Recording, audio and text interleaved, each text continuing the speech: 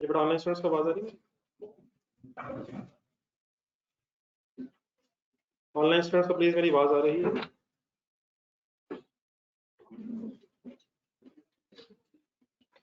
जी sir, कल वाला register खोल के रखना, रिवाइज करने से शुरू करते हैं। क्या पढ़ रहे थे?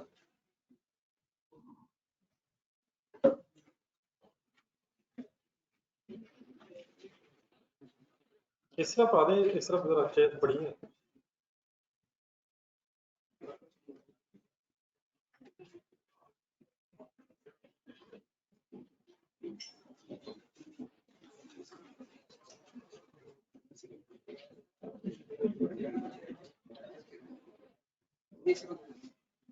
तो 24 पे चल रहा है,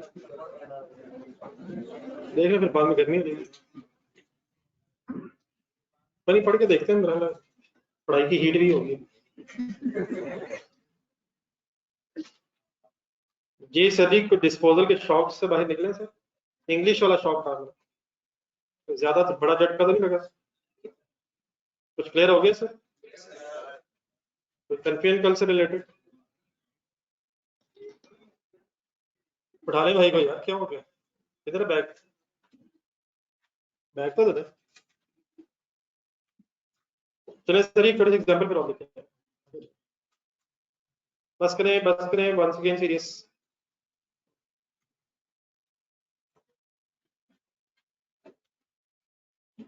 एक और एग्जांपल लिखें।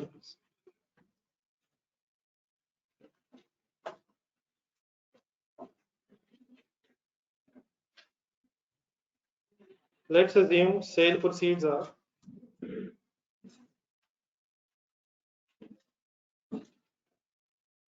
₹4 lakh.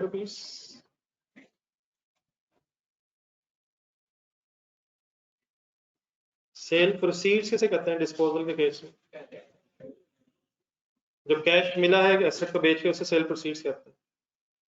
और लेट्स अज्यूम जिस एसेट को बेचा, written down value of machine suppose disposed of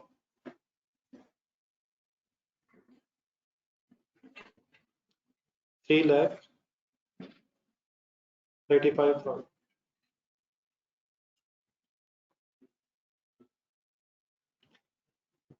बल्कि सॉरी, एक सेकंड, एक फिगर जरा चेंज करिएगा, इसमें फिर गेन आ रहा है। 4,35,000. Suppose written down value of the machine disposed of is 4,35,000.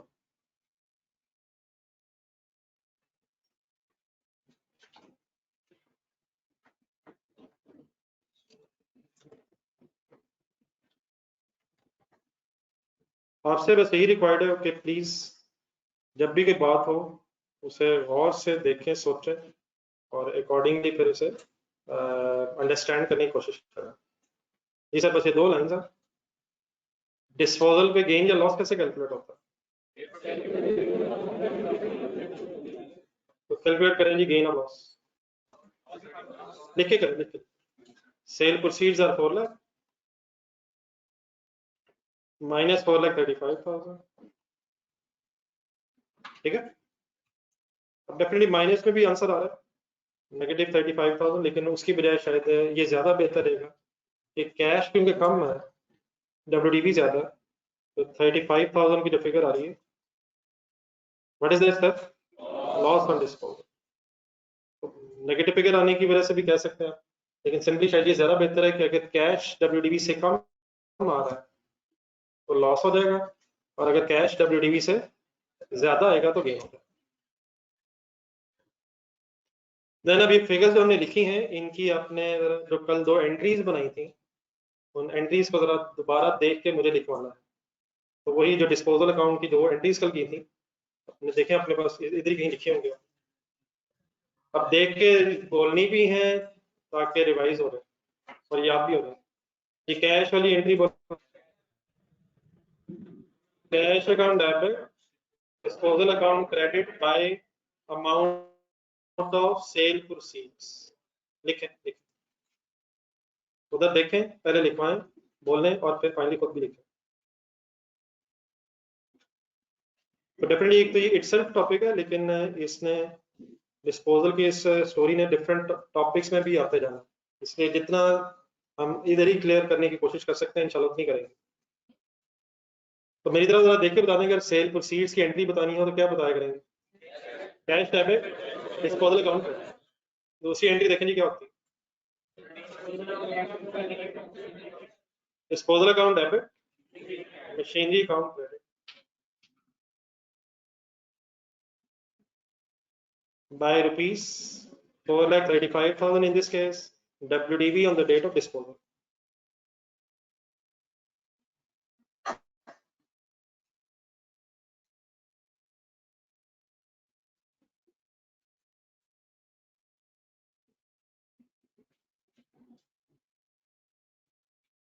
Then इसका दोनों एंट्रीज देख के जरा एक वंस अगेन डिस्पोजल अकाउंट बनाए।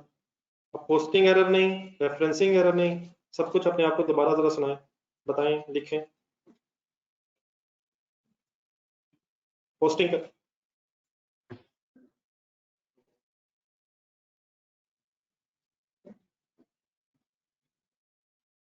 नहीं, बंद करना है या तेज करना? नीचे करना? अच्छा बोला नीचे तो है, कोई बात कैसे नीचे करना?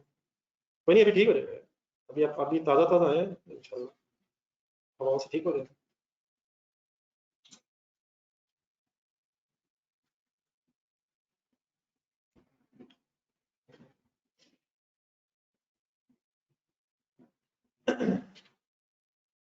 Cash debit disposal account credit वाली अमाउंट डिस्पोजल अकाउंट में किस तरफ किस रेफरेंस से आएगी? क्रेडिट साइड पे कैश के रेफरेंस से। रेफरेंस जब लिखते हैं हम तो ऑपोजिट लेजर का लिख रहे होते हैं। डिस्पोजल अकाउंट डेबिट अगर हो रहा है सेकेंड एंट्री में तो अमाउंट डेबिट साइड पे आएगी और reference opposite head that is machinery.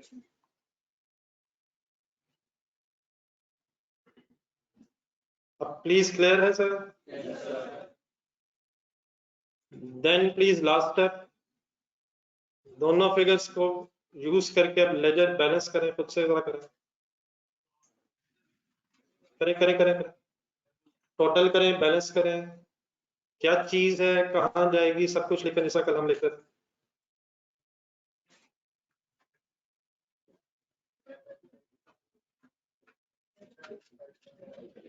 4,35,000 सबसे पहले डेबिट साइड पे आ गई।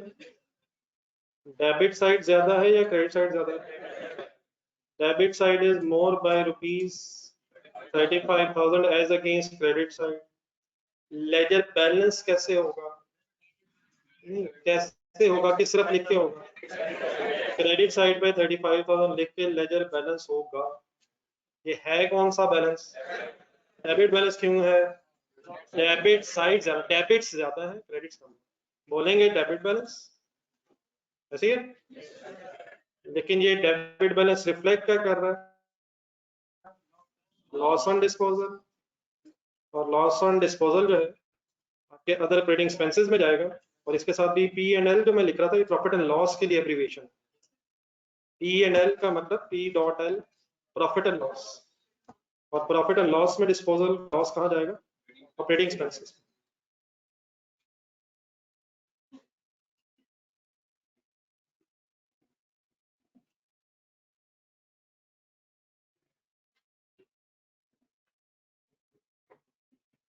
ये फाइनली यानी कंफ्यूजन ना हो। तो डिस्पोजल अकाउंट में गेन लॉस का पता कैसे चलेगा? Credit balance reflects gain and debit balance reflects loss. अब डेबिट बैलेंस आया क्यों है?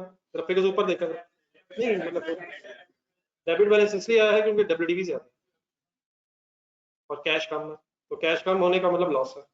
और क्रेडिट बैलेंस कब आएगा? जब क्रेडिट साइड पे कैश ज्यादा हो। क्रेडिट साइड पे कैश कम है तो लॉस है, क्रेडिट साइड पे कैश ज्यादा होगा डब्ल्यूडीवी से तो ऑटोमेटिकली गेन आता है। तो दो एंट्रीज बस आपने याद रखनी है, यहाँ से दोबारा देख के बोल दें कौन कौन सी। Cash account debit and disposal account credit. Number 2 ढूंढा करना है आपने, disposal account debit and machinery account credit. एक और एग्जांपल जरा स्टार्ट करनी है, अगर पेज पे थोड़ी सी जगह रहेगी तो नेक्स्ट पेज स्टार्ट कर लीजिए, आधे से ज्यादा है फिर ठीक है, वरना नेक्स्ट पेज बेहतर रहेगी।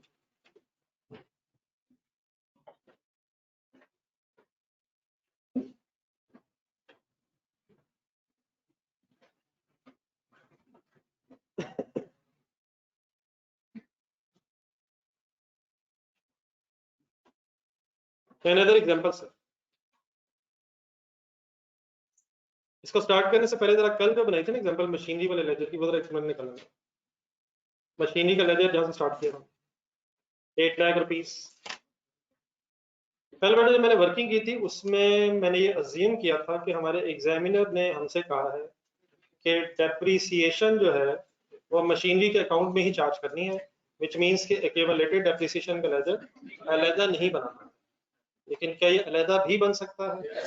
तो देन आप नेक्स्ट पेज पे जहाँ वर्किंग कर रहे थे, आपने करना ये है कि एक सेकंड बोर्ड पे देखें, अपने इस पेज पे, जिस पेज पे आप एग्जांपल लिखेंगे इसके लेफ्ट साइड पे और राइट साइड पे इस तरह से दो लेजर्स इकट्ठे खोलने हैं ताकि जरा कंपैरिजन में कर सको साथ साथ, एक मशीनरी के नाम से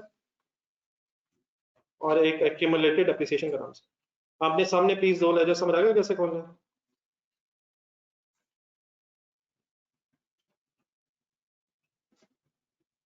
मशीनरी अकाउंट एक बनाए और एक separate ledger of accumulated depreciation account बनाए। अब हमने डिस्कस ये करना है कि अगर एक्यूमुलेटेड डेप्रिसिएशन का लेजर अलहदा बन जाए तो फिर डिस्पोजल अकाउंट की एंट्रीज में क्या चेंज आएगा इफ एनी।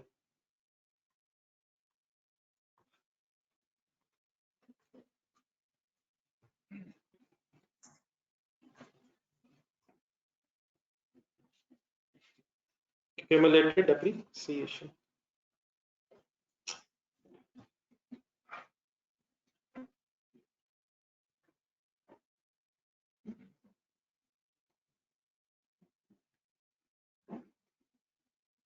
जी बन गए ना जो। चलिए सर पहले 2-3 साल की ट्रांजैक्शंस वैसे जरा रिवाइज कर लेते हैं। लेट्स सी हम डेट लिखें 1 जनवरी 2018। अब एक नई एग्जांपल बना रहा हूं जिससे आप पिछले एग्जांपल से आप कोई लिंक नहीं है।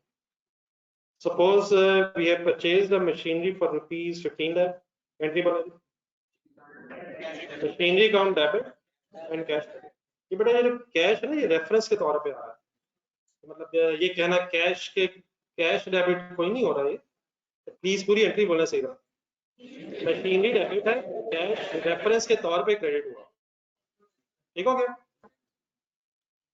Then suppose first year end हुआ, आपने इस फर्स्ट ईयर की डेप्रिसिएशन कैलकुलेट की, वो सपोज अमाउंट आ गई 1 lakh rupees. Either by using any method, वो डेफिनेटली विद क्वेश्चंस में करते हैं। तो अगर 1 लाख की डेप्रिसिएशन आ जाए और आपने क्यूमुलेटेड डेप्रिसिएशन का सेपरेट लेजर बनाया हुआ है, ऑफ डेप्रिसिएशन पे क्या करेंगे? Depreciation account debit and accumulated depreciation account credit. यकीनन डेप्रिसिएशन का भी लेजर होना चाहिए, लेकिन वो हमारे फोकस में नहीं है। एक्यूमुलेटेड डेप्रिसिएशन की तरफ आए, किस साइड पे अमाउंट आएगी?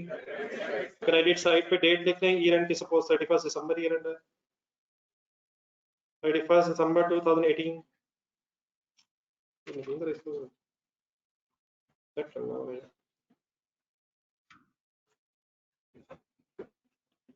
31 दिसंबर 2000 बार बार हो गया तो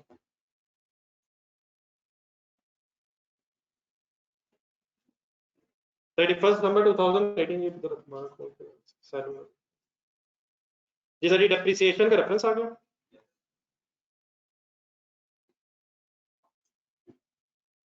और अमाउंट सपोज इसके सामने 1 लाख रुपीज आ गया।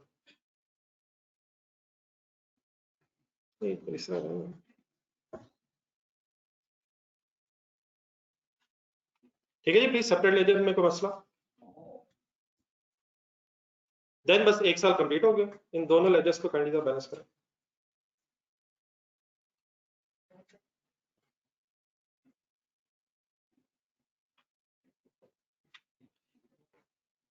मशीनरी अकाउंट में 15 lakh rupees as it is closing debit balance क्यों बन जाएगा?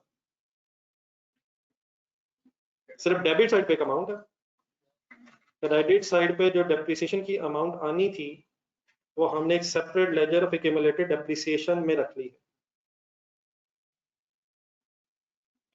ऐसे सर, तो क्या इस 15 लाख रुपीस का मतलब ये है कि एसेट डेप्रिशिएट नहीं हुआ,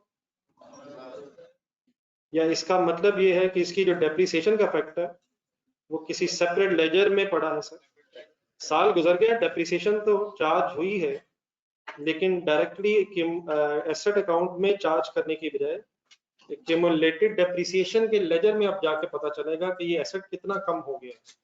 क्या ये एसेट कम हो गया है वैसे, लेकिन वो कैसे पता चलेगा? Cost minus cumulated depreciation. What is the amount of cost? 15 lakh.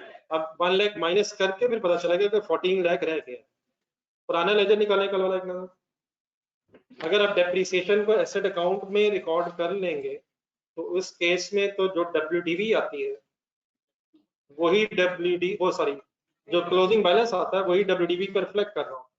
लेकिन अगर आप एक्यूमुलेटेड डेप्रिसिएशन का लेजर अलग बना लेंगे तो एसेट अकाउंट फिर कॉस्ट पे ही रहेगा और उसकी जो डेप्रिसिएशन का इफेक्ट है वो अलग लेजर में एक्यूमुलेट होता जाएगा। और देयरफॉर अब हमें अगर डब्ल्यूडीवी कैलकुलेट करनी है तो closing balance of asset account and minus closing balance of accumulated depreciation account, obviously 14 lakh की अमाउंट नेट आंसर बन जाएगा। ओके प्लीज नेक्स्ट ईयर शुरू करें। ब्रॉड डाउन उठाए।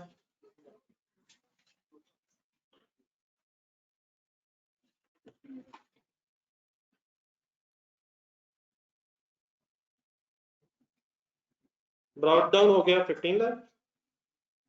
अब लेजर रेट क्योंकि अलग है इसलिए एज इट इज 15 लाख, लेकिन ऑपोजिट साइड पे 100,000 का फिर एक्यूमुलेटेड डेप्रिसिएशन का लेजर भी ब्रॉड डाउन अमाउंट रिफ्लेक्ट कर रहा होगा।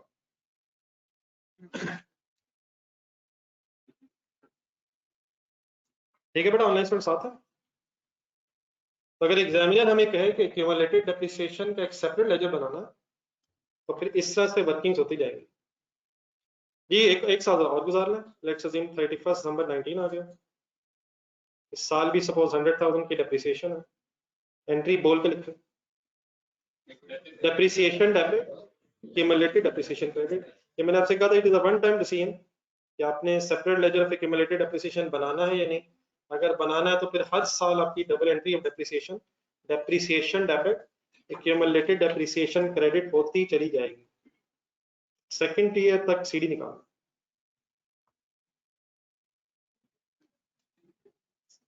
दोनों तरफ।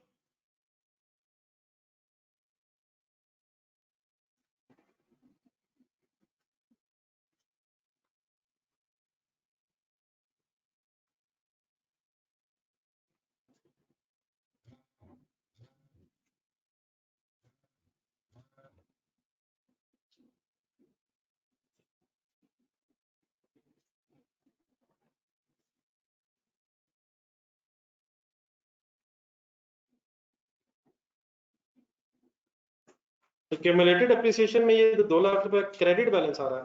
क्रेडिट बैलेंस आ रहा है, डेबिट आ रहा है। एक्यूमुलेटेड डेप्रिसिएशन के लेजर में 2 लाख रुपए जो क्रेडिट बैलेंस आ रहा है ये रिफ्लेक्ट क्या कर रहा है? नहीं मतलब वो आ तो गया, क्रेडिट साइड पे आ गया, इसका मीनिंग क्या है? क्या 2 लाख रुपए से एक्सपेंस बढ़ गया? ये डेप्रिसिएशन और एक्यूमुलेटेड डेप्रिसिएशन को अलग-अलग सही ध्यान में रखना। अगर मैं कहूँ डेप्रिसिएशन में 2 लाख का बैलेंस आ रहा है तो वो एक्सपेंस की बात कर रहा है, और अगर एक्यूमुलेटेड डेप्रिसिएशन 2 लाख होगी तो इसका मतलब है 2 लाख रुपए से हमारी मशीन रिड्यूस होगी, कॉस्ट माइनस एक्यूमुलेटेड डेप्रिसिएशन। तो this 2 lakh rupees is reflecting कि हमारा मशीनरी वाला एसेट 2 लाख रुपए से टोटल मिला के कम हो चुका है और देयरफॉर 13 लाख रुपीस रह गया।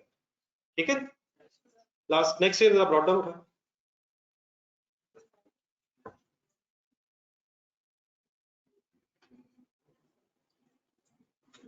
और डेट अब बन जाएगी 1 जनवरी 18 थी 19, 1 जनवरी 2020।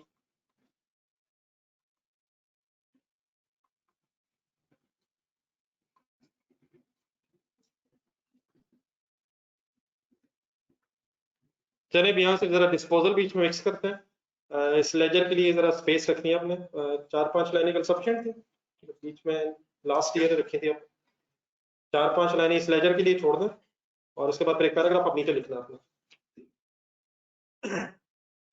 कोशिश करूंगा एग्जैक्टली उसी तरह बातें करूं, जो नई चीज आनी हो फिर आज आपने करवानी। स्पेस रख के नीचे लिखें on 1 January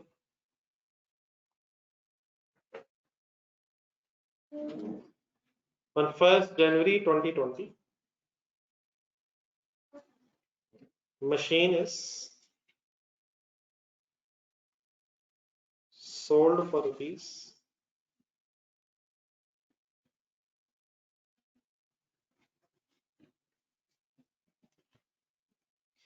sold for rupees 12,50,000.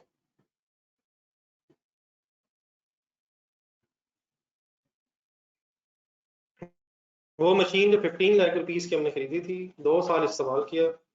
Let's assume on 1st January 2020 machine is sold for rupees 12,50,000 in cash.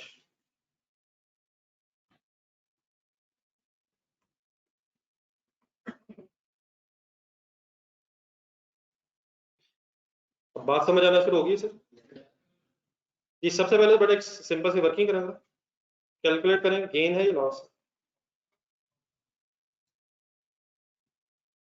Gain और लॉस आता कैसे? Sale proceeds minus WDV.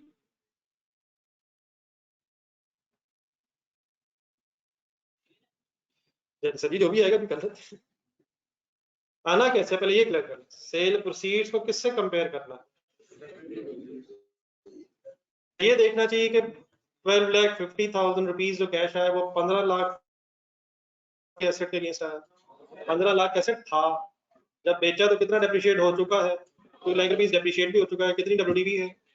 13 lakh WDV है और 12,50,000 कैश है. कंपैरिजन करें, लिख कर 12,50,000. ठीक है सर. WDV फाइनल है सर 13 लाख. कैसे आती है WDV? Cost minus accumulated depreciation. 15 lakh देखें, 2 लाख देखें, माइनस करते हैं 13 लाख. क्या ज्यादा है, क्या कम कैश मिला है, कितना लॉस बनता है? 50,000. अब ब्रैकेट में बेटा लिखने की ऐसे जरूरत नहीं है. माइनस अगर आंसर आ रहा है तो सिंपली लॉस रिफ्लेक्ट कर रहा है. ब्रैकेट लगा भी लें तो ठीक है. तो ठीक है, माइनस आंसर आ रहा है, लेकिन that minus answer is reflecting loss on disposal. तो इररिस्पेक्टिव ऑफ कि whether separate ledger of accumulated depreciation बन रहा है या नहीं, आपकी गेन लॉस की कैलकुलेशन से इसको किससे कंपेयर कर दिया? फाइनल बोल रहे सेल प्रोसीड्स और WDV. हाँ शायद अगर आप मशीनरी का अकाउंट में डेप्रिसिएशन चार्ज कर रहे होंगे जिसका कल किया है तो WDV शायद रेडिली अवेलेबल मिल जाए, लेकिन अगर सेपरेट लेजर्स बन रहे होंगे तो शायद हमें WDV को कैलकुलेट करना पड़ा. ठीक है, ठीक है सर. लेकिन नेक्स्ट लिखें डिस्पोजल अकाउंट. डिस्पोजल अकाउंट वाला लेजर खोलो.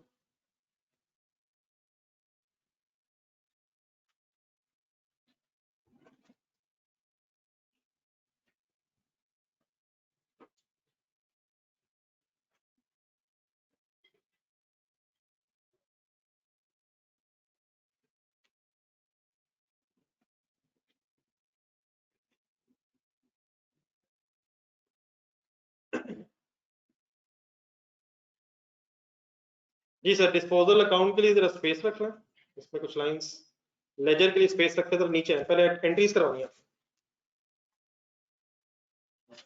नहीं एक मिनट ऐसा ऐसा बसा आप इस करें जो अभी थोड़ी देर पहले भी वाली एग्जांपल में एंट्रीज किए स्टार्ट में, वो जरा स्पेंडी सामने रखिए, वो साथ रखिएगा और फिर इस डेटा को मुझे जरा लिंक करके बताइएगा कि कोई सेम ही है या डिफरेंस है. जी सर, कैश कितना आया है यहाँ? 12,50,000. क्या एंट्री की है आपने वहां? तो पहली एंट्री में कोई फर्क नहीं, cash debit disposal account credit. आप भी इधर आके लेजर के लिए स्पेस रख के लिखें. तो पहली जो हो गया है उसको देखना है, और अगर एज इट इज है तो ठीक है, अगर कोई चेंज है तो पहले चेंज सोच लेंगे और फिर लिख दें. इसका मतलब cash debit disposal account credit वाली एंट्री एग्जैक्टली सेम रहेगी.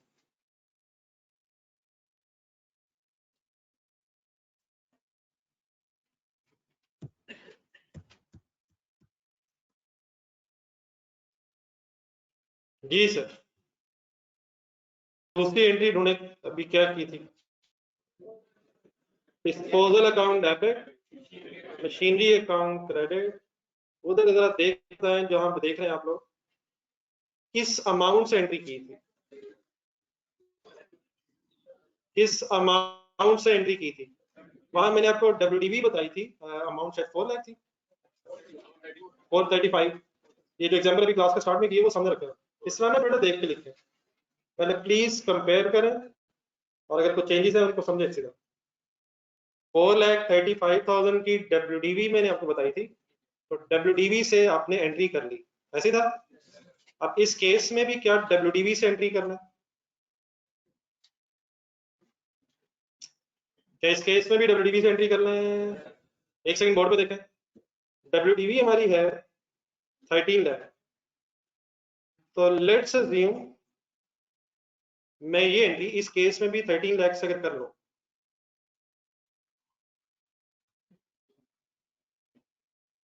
$13 लाख क्या चीज है सर।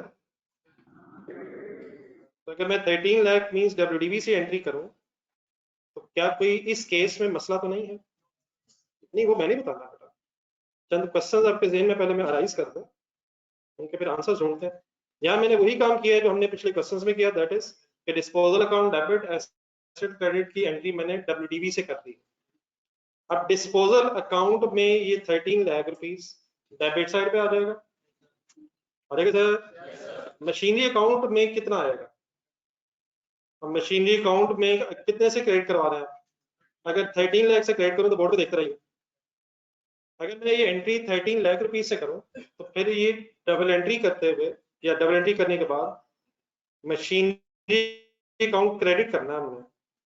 सही जगह लिख रहा हूँ, सही जगह लिख रहा हूँ। डिस्पोजल अकाउंट का रेफरेंस क्रेडिट साइड पे क्यों लिख रहा हूँ, डिस्पोजल अकाउंट डेबिट होना है, मशीनरी के लेजर में क्रेडिट कर रहा हूँ। अगर बेटा ये एंट्री मैं 13 लाख रुपीज से करूं तो एसेट की डेबिट साइड पे कितना नजर आ रहा है आपको, 15 लाख, और 13 लाख से अगर मैं क्रेडिट करूं तो कोई प्रॉब्लम तो नहीं है। ये मसला यहाँ क्यों हुआ है, वहां क्यों नहीं हो रहा था कल। कल वाला लेजर निकालें, एंड वाला एंड में कौन जरा मशीनरी अकाउंट के एंड में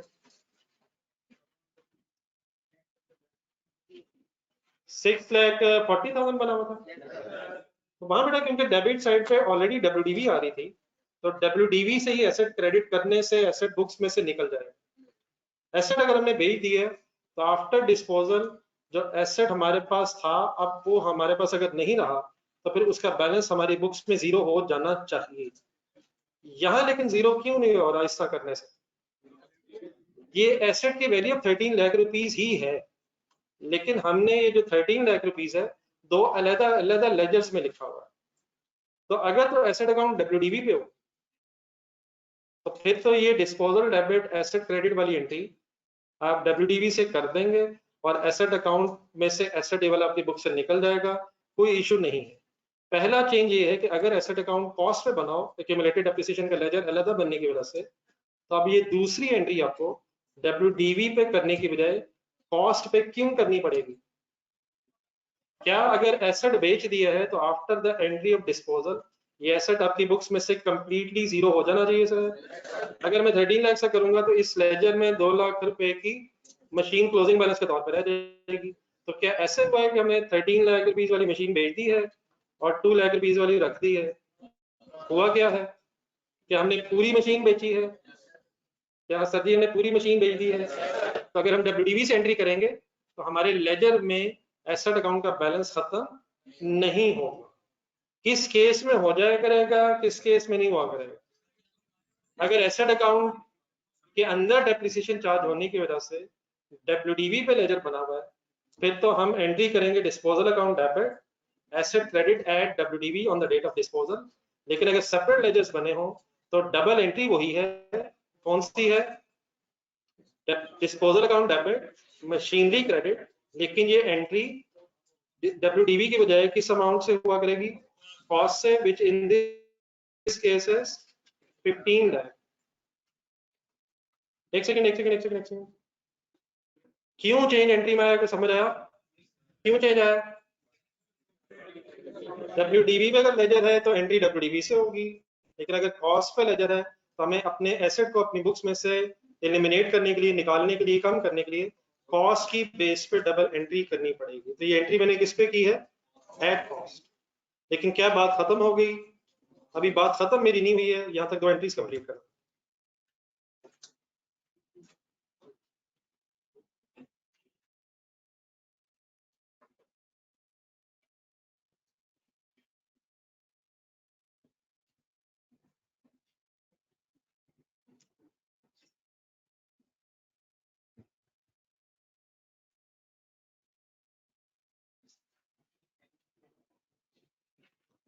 ये नहीं कंफ्यूजन सर। चलिए 2 एंट्रीज जो हुई हैं इनकी बेस पर जरा डिस्पोजल अकाउंट कंप्लीट करें।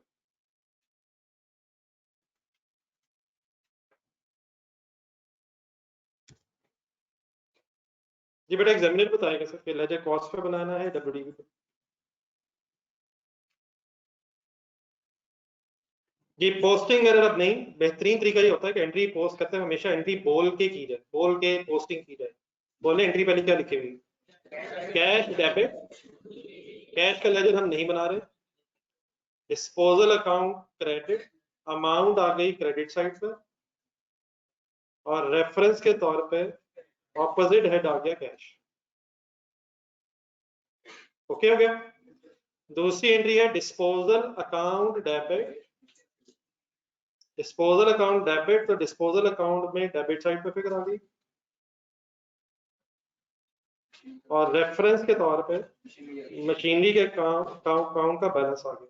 अब मशीनरी अकाउंट में भी इसने जाना है, लेकिन मशीनरी अकाउंट अभी बाद में फाइनल करते हैं, इस वक्त अभी मशीनरी अकाउंट में रहने दें। मशीनरी अकाउंट में भी अभी एंड में जाते हैं, लेकिन पहले जरा डिस्पोजल अकाउंट जरा एक सेकंड फाइनल करते हैं। लेकिन यकीनन मशीनरी अकाउंट में फिर अब कितनी फिगर जाएगी यहाँ से, disposal account debit 15 lakh rupees, और मशीनरी अकाउंट में भी अब 15 लाख क्रेडिट होगा। वो एक सेकंड जरा एंड पे जाते हैं। पहले जरा ये डिस्पोजल अकाउंट अब एक अकाउंटेंट की नजर से पढ़ेंगे। पोस्टिंग होगी, क्रेडिट साइड पे किस चीज की अमाउंट मिल रही है आपको, कैश की, सेल प्रोसीड्स की। डेबिट साइड पे किस चीज की अमाउंट मिल रही है, मशीनरी की कॉस्ट। क्या इन दोनों फिगर्स को एज इट इज अब बैलेंस करके गेन लॉस निकाल लेना चाहिए? जरा वैसे ही बगैर लिखे कैलकुलेटर यूज करें और चेक करें इन दो फिगर्स की बेस पे बगैर लिखे क्या गेन या लॉस बनता है। 15 लाख डेबिट साइड पे और 12,50,000 का कैश क्रेडिट साइड पे, तो 2,50,000 गेन बनता है, लॉस बनता है। तो अभी जब हमने पहले वर्किंग की है उसमें तो लॉस कितना बनता है, तो 50,000 सही है या 2,50,000? 50,000 सही फिगर है, ये तो अभी कंपैरिजन ही ठीक नहीं हुआ। गेन और loss is a difference between sale proceeds and WDV. फिलहाल इस लेजर में प्रॉब्लम क्या है कि कैश और कॉस्ट कंपेयर हो रहा है, तो कैश और कॉस्ट के कंपैरिजन से गेन लॉस ने कैलकुलेट नहीं होना, कैश और डब्ल्यूडीवी के कंपैरिजन से गेन या लॉस सही कैलकुलेट हो सकेगा। तो अब इस वक्त प्रॉब्लम ये है कि डेबिट साइड पे कॉस्ट बनी हुई है 15 लाख, हमें उसे डब्ल्यूडीवी में कन्वर्ट करना पड़ेगा। कल वाला जरा लेजर देखें, फाइनल जो बनाया था डिस्पोजल अकाउंट 640 और 675, 675,000 क्या था सेल प्रोसीड्स कैश, और 640 क्या था डब्ल्यूडीवी ही थी, तो देर पर कंपैरिजन हो गया था और हमारा उस केस में शायद गेन बन गया था। लेकिन यहाँ बोर्ड पे देखें, यहाँ भी कंपैरिजन ही सही नहीं है, कॉस्ट और कैश के कंपैरिजन से गेन लॉस नहीं निकलना, डब्ल्यूडीवी और कैश के कंपैरिजन से फाइनली गेन या लॉस कैलकुलेट होगा। तो आखिरी प्रॉब्लम फिर अब क्या रह गया, डेबिट साइड पे जो एसेट की कॉस्ट है अगर सेपरेट लेजर्स बने होंगे तो हमें फिर इस कॉस्ट को इस लेजर में डब्ल्यूडीवी में कन्वर्ट करना पड़ेगा। किन क्वेश्चंस में डब्ल्यूडीवी ऑलरेडी आ रही होगी और किन क्वेश्चंस में कॉस्ट आने की वजह से डब्ल्यूडीवी में कन्वर्जन करनी पड़ा करेगी। अगर एक्यूमुलेटेड डेप्रिसिएशन का सेपरेट लेजर नहीं हुआ करेगा तो डब्ल्यूडीवी बनी बनाई मिला करेगी, हमें किसी फर्दर एडजस्टमेंट की जरूरत नहीं है, 2 डबल एंट्री से हमारा काम चल जाया करेगा। लेकिन अगर कॉस्ट पे लेजर है तो कॉस्ट पे लेजर से में से जब फिगर हम ट्रांसफर करेंगे तो इसे अब डब्ल्यूडीवी में कन्वर्ट करना पड़ेगा। तो बिल्कुल आसान सा तरीका है, आपने सिर्फ बोर्ड में आप देखते रहना। आपको 15 लाख इस लेजर में डिस्पोजल अकाउंट में किस तरफ लिखा नजर आ रहा है, डेबिट साइड। ये है कॉस्ट, अगर इसे बनाना है मैंने डब्ल्यूडीवी, तो कॉस्ट में से क्या लेस होना? Accumulated depreciation. अब लेस होने का मतलब अगर हम इन लेजर्स के एंगल से देखें तो कॉस्ट डेबिट साइड पे आ रही है, तो क्या एक्यूमुलेटेड डेप्रिसिएशन भी इस लेजर में डेबिट साइड पे लिख दो? कॉस्ट डेबिट साइड पे है, अगर मैं अकाउंटिंग एंट्री करके एक्यूमुलेटेड डेप्रिसिएशन को क्रेडिट साइड पे लिख दूं तो क्या ये 15 लाख ऑटोमेटिकली नेट ऑफ होकर डब्ल्यूडीवी बन जाएगा सर? सर जी बन जाएगा सर। एक्यूमुलेटेड डेप्रिसिएशन हमारी कितनी इस एसेट से रिलेटेड? 2 लाख रुपीस है, तो डेबिट साइड पे लिखूं 2 लाख या क्रेडिट साइड पे? ठहरे, why I am writing this 2 lakh on credit side? ताकि 15 लाख जो डेबिट साइड पे कॉस्ट है वो 2 लाख क्रेडिट साइड पे जो एक्यूमुलेटेड डेप्रिसिएशन की फिगर है उससे नेट ऑफ होके 13 लाख खुद ब खुद हो जाएगा sir. Sir ji net off हो जाएगा सर। तो ये किस चीज की अमाउंट है? किस चीज की अमाउंट है? एक्यूमुलेटेड डेप्रिसिएशन की अमाउंट है, तो साथ मैंने क्या लिख दिया? Accumulated depreciation. और बिल्कुल टेंशन फ्री रहे प्लीज प्लीज प्लीज। क्या ये एक्यूमुलेटेड डेप्रिसिएशन रेफरेंस लिखने से ऑटोमेटिकली एक तीसरी एंट्री आपको बनती नजर आ रही है सर? क्या डबल एंट्री बन रही है sir? Accumulated depreciation debit disposal account. कल ये हमने कोई तीसरी एंट्री क्यों नहीं की? तो अगर एसेट अकाउंट कॉस्ट पे होगा तो हमें एक एक्स्ट्रा एंट्री एक्यूमुलेटेड डेप्रिसिएशन की इसलिए करनी पड़ेगी ताकि कॉस्ट को डब्ल्यूडीवी में कन्वर्ट किया जा सके in the disposal account. And what is that third entry? पहले वो जरा लिखवा दें बोल के जरा। एक्यूमुलेटेड डेप्रिसिएशन का रेफरेंस है डिस्पोजल अकाउंट के क्रेडिट साइड पे, तो डिस्पोजल अकाउंट क्रेडिट हो रहा है और एक्यूमुलेटेड डेप्रिसिएशन अकाउंट डेबिट हो रहा है। तरतीब से बोलें तो क्या हो रहा है sir? Accumulated depreciation account debit and disposal account credit. ये कितने से एंट्री हो रही है? Patience please please patience. अब 2 लाख से मुराद क्या है? ये कब से लेजर देखें इसका जरा, एक्यूमुलेटेड डेप्रिसिएशन लेजर में जाकर ये एक्यूमुलेटेड डेप्रिसिएशन कब से कब तक की कैलकुलेट हुआ करेगी? ये भी मसला, ये भी मसला। इससे पिछले साल में 1 लाख भी था एक्यूमुलेटेड डेप्रिसिएशन देगा, तो ये एक्यूमुलेटेड डेप्रिसिएशन जो हमें ढूंढनी पड़ा करेगी ये परचेज डेट से लेके डिस्पोजल डेट तक की कैलकुलेट हुआ करेगी ताकि डिस्पोजल डेट की डब्ल्यूडीवी बन सके। तो प्लीज इसके साथ सेंटेंस में एक लिखना, क्या लिखूं? किस अमाउंट से एंट्री हुआ करेगी? Amount from to from date of purchase, from purchase date to date of disposal.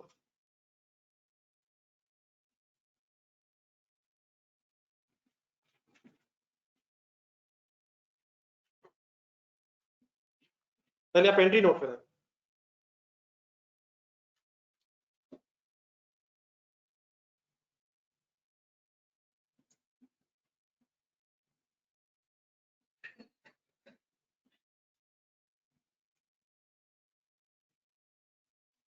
What is the purpose of this third entry?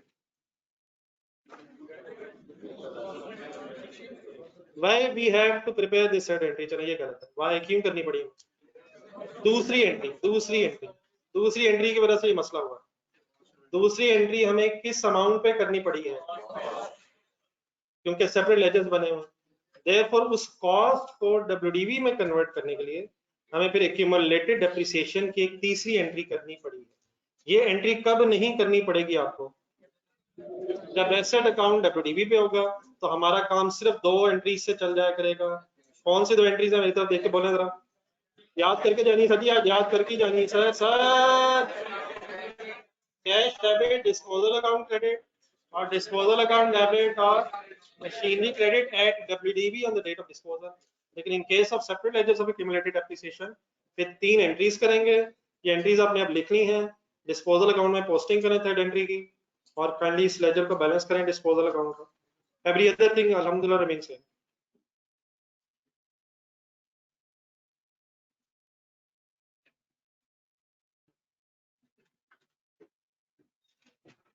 Third entry बेटा डिस्पोजल रिफ्लेक्ट कर रहा है कि डिस्पोजल अकाउंट में जो एसेट की कॉस्ट है डेबिट साइड पे वो 200,000 से डिस्पोजल अकाउंट में क्रेडिट होके डब्ल्यूडीवी ऑफ 13 लाख रुपीस बन जाए। डेबिट साइड पे शायद पहले टोटल होगा 15 लाख, डेबिट साइड ज्यादा है। अब लॉस सही बनता है, तो कौन सा बैलेंस आगे क्लियर करने अभी फाइनल करना है? Debit balance loss, profit and loss में जाएगा, लॉस ऑन डिस्पोजल। फिलहाल लिखते जाकर ये सब कुछ।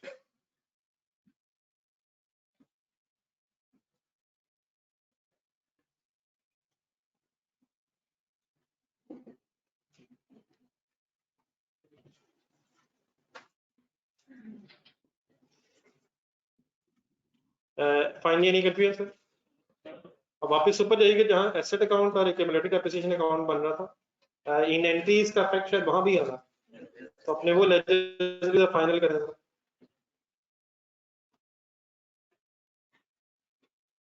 जो ऊपर मशीनरी अकाउंट और एक्यूमुलेटेड डेप्रिसिएशन अकाउंट बन रहा था, सही रेफरेंसेस के साथ डेट भी लिखते हैं 1 जनवरी 2020।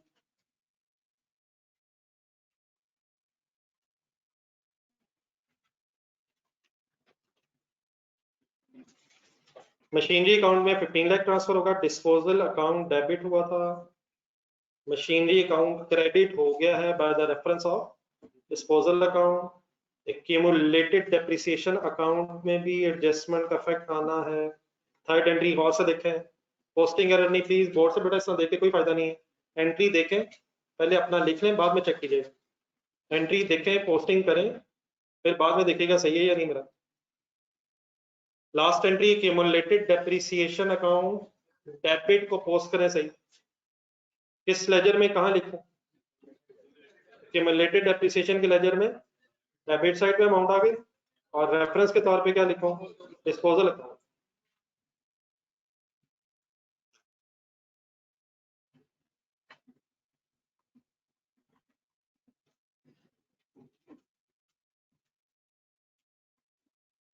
फाइन इनके भी सीडी निकालें इफ एनी। मशीनरी अकाउंट का बैलेंस जीरो हो गया सर, जीरो से तो इंटरेस्टेड क्यों है? जीरो होना क्यों चाहिए था वैसे? जब एसेट ही भेज दिए तो एसेट हमारे पास नहीं है, तो उसका हमारे बुक्स में बैलेंस नहीं रहना चाहिए। और एक्यूमुलेटेड एप्रिसिएशन का बैलेंस भी ट्रांसफर हो जाने की वजह से इसका बैलेंस भी जब एसेट ही रहेगा, तो उससे रिलेटेड फिर सारे बैलेंसेस इंशाल्लाह जीरो हो जाएंगे।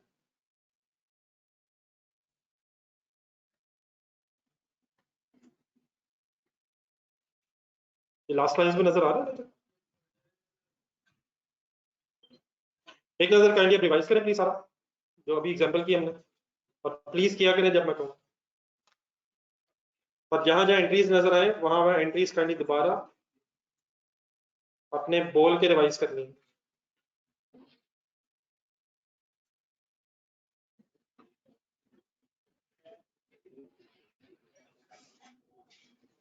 ये अगर एसेट आपने इस साल के शुरू में बेचा है मिस्टर फैसल, तो इस साल डेप्रिसिएशन फिर आप चार्ज नहीं करेंगे, डेप्रिसिएशन टाइम बेसिस पे चार्ज करेंगे।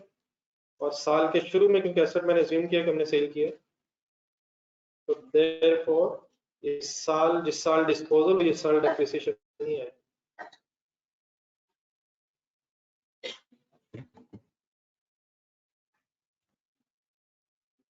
कुछ रिलैक्स है सर?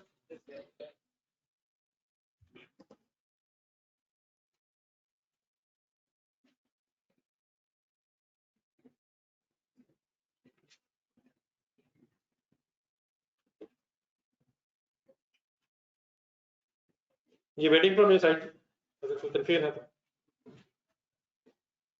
ये ऑनलाइन स्टूडेंट्स फाइनल हो गए?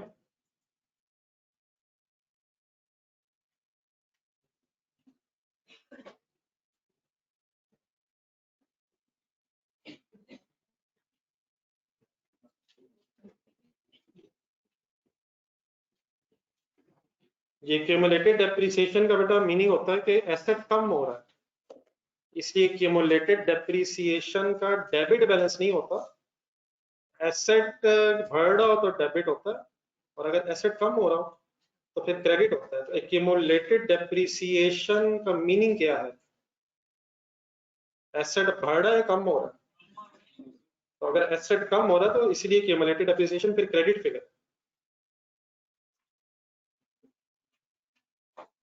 ताकि डेबिट साइड पे बेटा जो 15 लाख रुपीस कॉस्ट है वो 2 lakh rupees of accumulated depreciation से नेट ऑफ होके 13 लाख रुपीस की डब्ल्यूडीवी बन जाए, और फाइनली 12,50,000 के कैश से फिर नेट ऑफ होके 50,000 का लॉस आ जाए।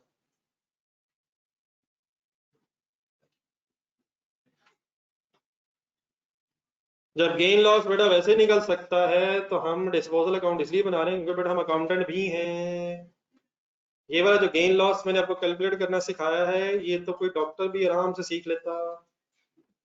अगर मैं किसी डॉक्टर के साथ 5-7 मिनट लगाता तो उसने भी मान जाना था कि गेन लॉस ऐसे ही आना चाहिए, लेकिन डॉक्टर का काम वो है, हमारा काम ये है। जब बेटा ये गेन लॉस आ गया तो इसकी काउंटिंग भी तो करनी है।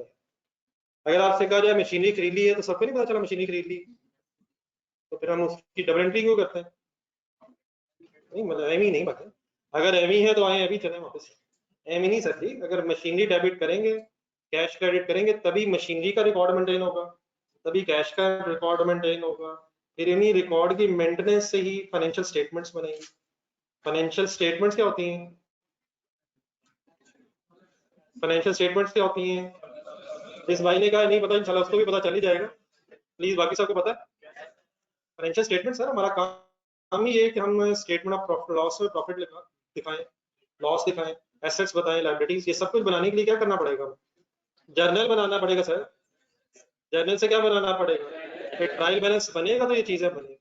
क्या ऐसा होता है कि अचानक ही देखा एस से एस लिखा और जो दिख दिया वो सेल लिख दी, ये कहाँ से चीजें आनी है? ये प्रॉपर रिकॉर्ड बने होंगे तो ये फिगर्स आएंगे। तो ट्रायल बैलेंस बेटा बनेगा, और ट्रायल बैलेंस कैसे बनेगा?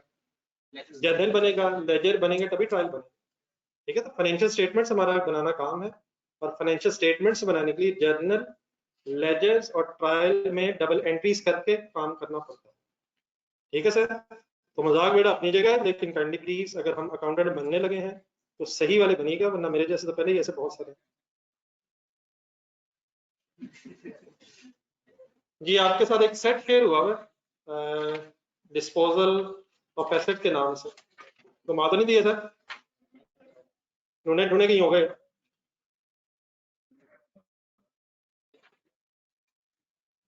फहद वो शेयर हो गया नीचे, फहद कह रहा था नहीं, नीचे बहुत सारी है कर दी है डिस्ट्रीब्यूट, फहद कर भी किया नहीं।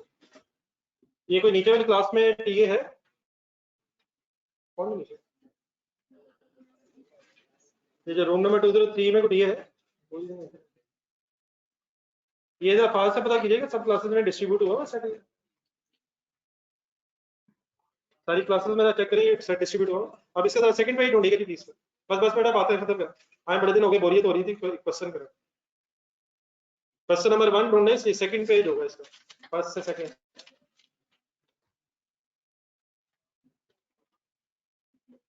बुक्स वैसे आप लोगों को अवेलेबल होगी नहीं लेनी बुक्स? एक दो दिन में बेटा बुक्स अरेंज करें, दे नहीं रहे बुक्स या आप ले नहीं रहे?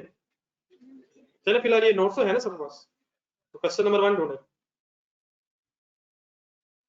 ऑनलाइन स्टूडेंट सर हमें साथ रही गई, आपको भी फिर बुक्स अब डिस्पैच करनी है। आप लोगों का मैसेज आया अपना एड्रेस भेजने के लिए? ऑनलाइन स्टूडेंट से पूछो।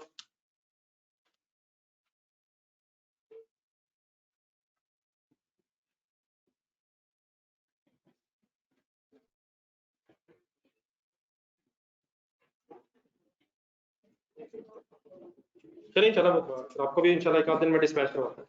चले सर जी क्वेश्चन पढ़े please. Concentrate sir, the machinery account at cost, word by word मेरे साथ। Machinery account at cost of a firm for the 3 years ended 31st December 2014 appears as follows. Machinery account बना हुआ है, laser of machinery 2012 लिखा हुआ है, debit side से शुरू करें। 1 जनवरी 2012 to cash number 1 means machinery number 1, entry बनी हुई है मशीनरी डेबिट कैश क्रेडिट, एक लेजर सॉर्ट ऑफ बना हुआ है, समझ आता है? 2012 का कोई ब्रॉड डाउन महसूस नहीं हो रहा, 2012 में कोई ब्रॉड डाउन सिर्फ एक ही ट्रांजेक्शन है 50,000 की, और ऑपोजिट साइड पे देखें वही 50,000 डेबिट बैलेंस बन गया। क्लियर है वर्ड्स मेरे? वही डेबिट बैलेंस नेक्स्ट ईयर फिर ब्रॉड डाउन बन गया। डन। कौन सा ईयर स्टार्ट हो गया? 13। 1 जुलाई 13 पे फिर मशीनरी नंबर 2 एक और परचेज हुई 20,000 रुपीज की। Machinery account debit, cash credit हुआ, therefore balance of asset account machinery account 70,000 rupees हो गया। डेप्रिसिएशन नजर नहीं आ रही। ये लेजर कॉस्ट पे बना हुआ पर ढूंढने का ब्रैकेट में, ब्रैकेट ढूंढना। अगर ये लेजर कॉस्ट पे बना हुआ है तो इसकी डेप्रिसिएशन जो है वो separate ledger of accumulated depreciation में आ रही होगी, जो शायद हमें बना के दिया नहीं गया। क्या कॉस्ट पे लेजर बना हुआ सर? तो इस क्वेश्चन में इसका मतलब फिर डेप्रिसिएशन की क्या एंट्री करेंगे हम? डेप्रिसिएशन डेबिट और एक्यूमुलेटेड डेप्रिसिएशन क्रेडिट वाली स्टोरी चल। देन फिर जब सीडी था 70,000 14 में ब्रॉट डाउन बना, फिर फर्दर एक मशीन नंबर 3 आई 1 जुलाई 14 को, डेट्स भी देखें लिखी हुई, और फाइनली सीडी बैलेंस 85,000 हो गया एज ऑन 31 दिसंबर 2014। अब तक सही पढ़ा जी सबने? नेक्स्ट इंफॉर्मेशन पे, depreciation at the rate of 20% on the diminishing value basis, simply another name for reducing balance method। अगर लिखना तो लिखना इसके ऊपर, reducing balance method ही के लिए diminishing value method interchangeably words इस्तेमाल करता जाता है एग्जाम में, डिमिनिशिंग, रिड्यूसिंग। कोई नहीं, एक दो क्वेश्चंस करने बाद इंशाल्लाह सब वर्ड से आप फेमिलियर हो जाएंगे।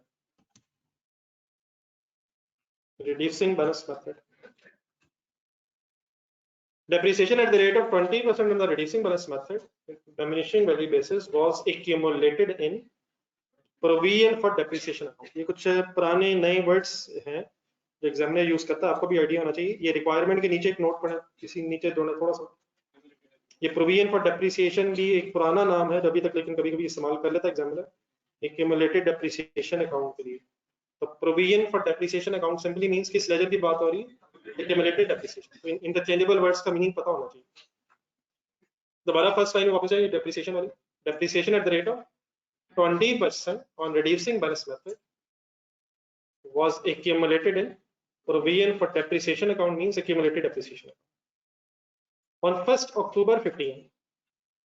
ऊपर 14 तक का डाटा था, तब on 1st October 15 machine number 2 ढूंढेगा 20,000 वाला was damaged and has to be replaced by a new machine costing 25,000।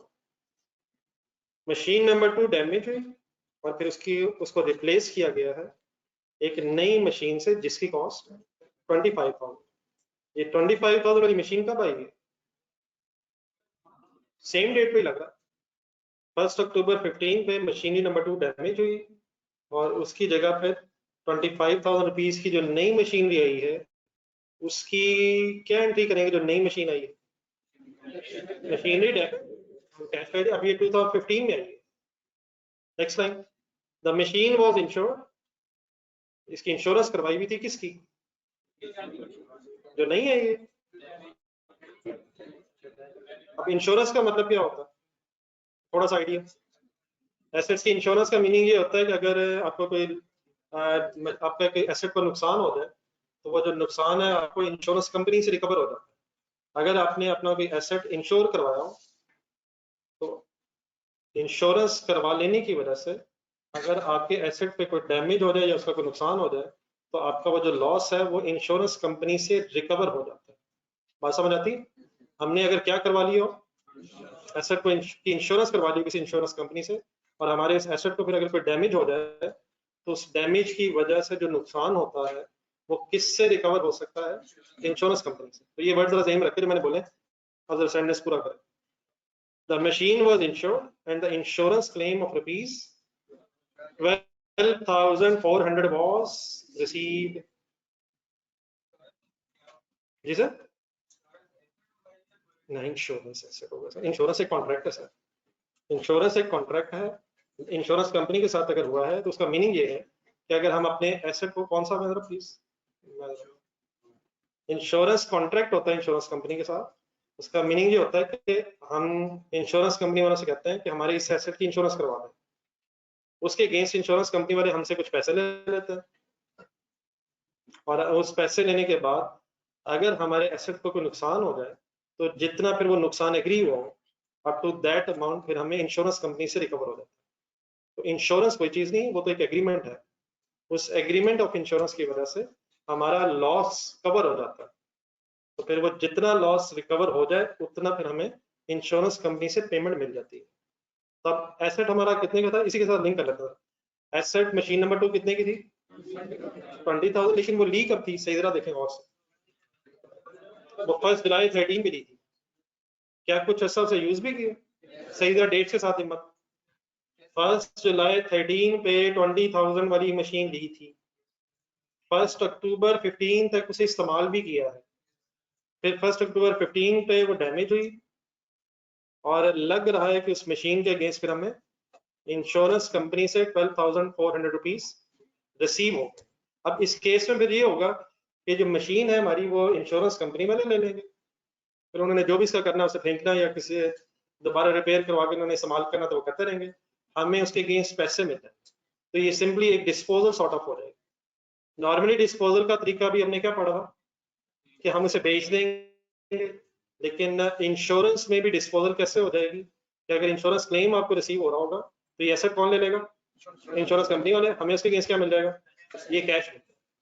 तो अगर डिस्पोजल हुई है बाय एन क्लेम तो इवन देन एक डिस्पोजल अकाउंट में फिर हम कैलकुलेट कर लेंगे कि क्या हमें जो इंश्योरेंस क्लेम मिला है वो हमें WDV से कम मिला है, ज्यादा मिला है या एग्जैक्टली इक्वल मिला है। अब वन सेकेंड जरा सही क्लियर कर लें, हमें जो इंश्योरेंस क्लेम मिलेगा वो शायद मार्केट वैल्यू के हिसाब से मिलेगा। सही, इंश्योरेंस क्लेम अगर कभी हमें मिलेगा तो किसके हिसाब से मिलेगा, अब हो सकता है हमारी बुक्स में जो WDVs हो वो उस इंश्योरेंस क्लेम के अमाउंट के इक्वल भी हो सकती है, वैसे रेयर चांस है, लेकिन कम ज्यादा होने की वजह से फिर इस पे गेन या लॉस भी आ सकता है। तो डिस्पोजल अभी तो हमने थोड़ी देर पहले पढ़ा है सेल के एंगल से, लेकिन इंश्योरेंस क्लेम मिल जाने से भी एसेट की डिस्पोजल का सेम कॉन्सेप्ट हो सकता है। तो व्हाट इज 12,400, आप बस फाइनली ये बता देंगे इसके क्या समझाइए। 12,400 क्या है, हमें पैसे मिले हैं या हमने दिए हैं, हमें इंश्योरेंस कंपनी से रिसीव हुए हैं, किसके अगेंस्ट, तो मशीन नंबर 2 की फिर अब हम एक डिस्पोजल के लिए एक डिस्पोजल अकाउंट बना लेंगे और देन फिर उसमें चेक कर लेंगे कि फाइनली WDV से कम अमाउंट है, ज्यादा है, तो गेन या लॉस का पता चलता है। ठीक हो गया, बाकी डेफिनेटली भी वर्किंग करते हैं, इसकी तरह रिक्वायरमेंट देखें। प्रिपेयर 2015, अब 2014 तक का ऊपर से लेजर बनाया हुआ है, हमसे रिक्वायर्ड है 2015 के लिए मशीनरी अकाउंट बनाए। नंबर 2 क्या बनाए, प्रोविजन फॉर डेप्रिसिएशन अकाउंट किसे कहते हैं, और मशीनरी डिस्पोजल अकाउंट बनाए। 3 लेजर्स मांगे उससे, किस साल के हमसे मांगे, 2015 का asset account, machinery account, accumulated depreciation account and machinery disposal account. Then वो कहता है all workings are to be shown, ये हमेशा आपने दिखानी है। Depreciation is provided on time basis, का मीनिंग क्या होता है, time basis, time basis, time basis, जितना अर्सा एसेट इस्तेमाल हुआ होगा अकॉर्डिंगली डेप्रिसिएशन चार्ज करेंगे। अगर एसेट पूरा साल यूज हुआ है तो पूरे साल की चार्ज करेंगे, अगर एसेट 6 मंथ्स यूज हुआ है 6 मंथ्स की बेस पे करेंगे, 1 मंथ हुआ है तो टाइम बेसिस मींस जितना अरसा एसेट इस्तेमाल हुआ है उस टाइम पीरियड को कंसीडर करके डेप्रिसिएशन चार्ज करेंगे। वैसे एक पॉलिसी और भी होती है, लेकिन टाइम बेसिस समझ आ गए तो वो दूसरी पॉलिसी मेरा ख्याल आपके ज़हन से निकली हुई है, फिर एक दफा इकट्ठी बात करता हूँ। Time basis simply means please time period के हिसाब से डेप्रिसिएशन चार्ज करें। इज इट लॉजिकल वैसे, मसलन जरा इसी पैराग्राफ पे वापस आए जो भी पढ़ा हमने रिक्वायरमेंट्स ऊपर। ये नई मशीन किस दिन आई है, 1 अक्टूबर 15 पे आई है। हमारा इस क्वेश्चन में ईयर एंड जरा ऊपर देख लें, लेजर में लिखे हुए 31 दिसंबर ईयर एंड, तो क्या 2015 में इस नई मशीन की, जो फिर नई मशीन की परचेज हुई है, इसकी कोई डेप्रिसिएशन आनी चाहिए। 25,000 वाली जो नई मशीन है इसकी कोई डेप्रिसिएशन 2015 में चार्ज होनी चाहिए, लेकिन कितने महीनों की होनी चाहिए, अक्टूबर, नवंबर, दिसंबर, तो दिस इज टाइम बेसिस। लेकिन मशीन नंबर 2 को देखा जरा, मशीन नंबर 2 कब डैमेज हुई है, नहीं मशीन नंबर 2 कब डैमेज हुई है, 1 अक्टूबर 15, तो क्या जिस ईयर में डैमेज हुई है उस ईयर में यूज भी हुई है, डैमेज से पहले तो यूज हुई होगी ना, तो कितना अर्सा यूज हुई होगी? करें करें, हिम्मत करें, हिम्मत करें। अगर दिसंबर ईयर एंड है तो 1 अक्टूबर तक किसकी डेप्रिसिएशन चार्ज होगी? मशीन नंबर 2 की डेप्रिसिएशन चार्ज होनी चाहिए 1 अक्टूबर तक। हाँ, जब डिस्पोज ऑफ कर देंगे तो डिस्पोजल के बाद ऑब्वियसली डेप्रिसिएशन चार्ज नहीं करेंगे। तो सितंबर तक 9 मंथ्स जो बनते हैं वो मशीन नंबर 2 डेप्रिशिएट होगी, और जब नई मशीन आ जाएगी तो आफ्टर द परचेज फिर नई मशीनरी पे अकॉर्डिंगली 3 मंथ्स की डेप्रिसिएशन आएगी। तो what is the meaning time basis? Sir ji आवाज आ रही है सर? सर लाइट गई हुई लेकिन आवाज आ रही है, क्या करें? नजर भी अच्छा आ रहा है तो बड़ा नहीं जा रहा, सही अच्छा नजर आ रहा है। तो प्लीज डेप्रिसिएशन टाइम बेसिस का मतलब एसेट जितना जितना अर्सा यूज हुआ है अकॉर्डिंगली उतना उतना ऐसे की डेप्रिसिएशन चार्ज करेंगे। इंशाल्लाह एसी चलने लगा, रुक जाते हैं, एसी चलने लगा है, या अल्लाह मौला मदद कर दिया।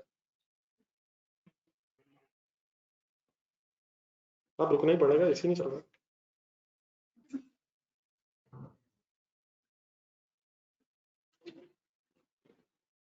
जी सर, आ जाए क्वेश्चन की तरफ वापस।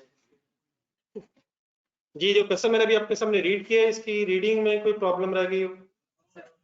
इस तरह करें सर जी, ये जो हमने एंट्रीज लिखी ना रजिस्टर खोला था, ये जो एंट्रीज हुई हैं दो सिचुएशंस में, मेरे ख्याल पहले इसकी एक समरी सी और लिखना, फिर क्वेश्चन कंप्लीट शुरू करते हैं।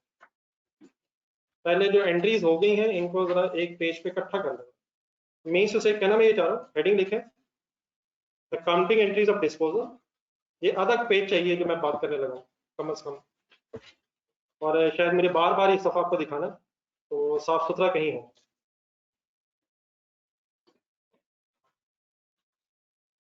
Accounting entries of disposal.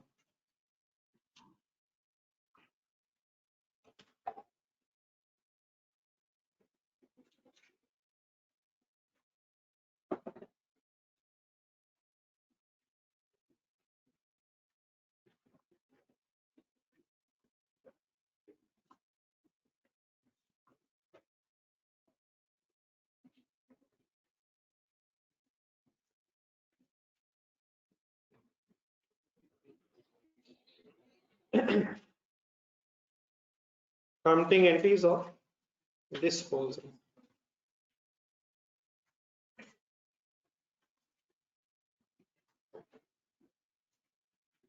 इधर पेन सही के बना, मुझे क्लास को याद करेंगे।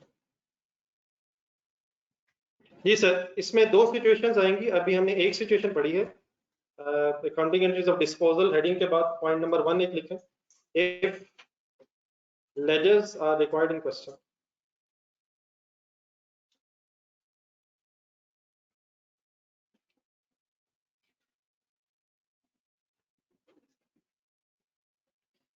हम जब क्वेश्चंस करेंगे तो कुछ क्वेश्चंस ऐसे होते हैं जिनमें लेजर्स रिक्वायर्ड होते हैं।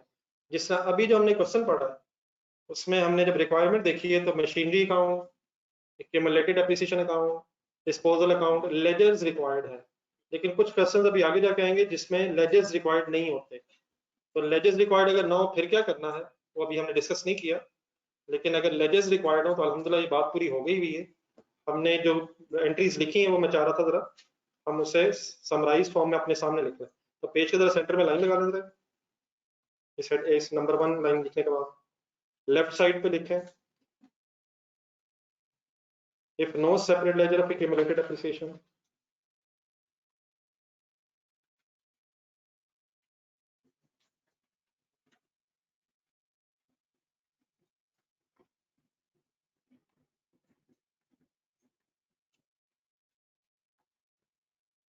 और अपोजिट साइड पे लिखना है, if separate ledger of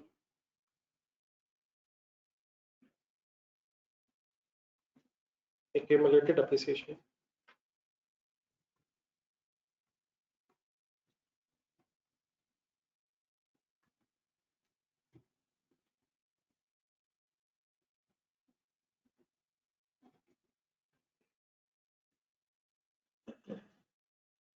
if no separate ledger of accumulated appreciation and if there is separate ledger of accumulated depreciation। नई बात कोई मैं करने नहीं लगा, जो एंट्रीज हमने लिख ली हैं पिछले 2-3 एग्जांपल्स में उन्हीं को दोबारा इकट्ठा करने लगा हूं। मेरी बात की सेंस किसी को समझ आ रही? मसलन लेफ्ट साइड पे है, अगर कोई एसेट डिस्पोज हुआ है और नो सेपरेट लेजर सिचुएशन है और लेजर्स आर रिक्वायर्ड, तो कोई हेल्प करेंगे? तो पहली एंट्री क्या करेंगे? फिर छागे सर जी, छागे उसी की बात हो रही, कैश डेबिट डिस्पोजल अकाउंट, बाकी छागे। Cash debit disposal account credit 3 दफा बोल देता रहे।